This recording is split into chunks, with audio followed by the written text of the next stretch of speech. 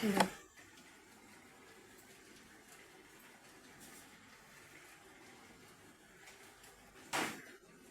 এসে বেরিয়েছিলাম, বাজারে গেছিলাম, এখন শপিং করলাম।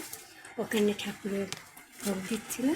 এটা ঠাকুরের ভোগ নিয়েছে, লাউ দিয়েছে, তারপরে এই দেখো আলুর দম দিয়েছে, কাশ্মীরি আলুর দম, লাউ দিয়েছে। ওখানে একটুখানি বসে একদম চৌমাথায়, মধ্যমগ্রাম একদম চৌমাথায়, একদম লাস্ট ইয়ে। সবাইকে এমনি পাতায় করে প্রসাদ ওরা দিচ্ছিল। যেহেতু আমি লাস্ট ছিলাম, সদস্যদের জন্য যে আলাদা থাকে, তাই আমি পেয়েছি।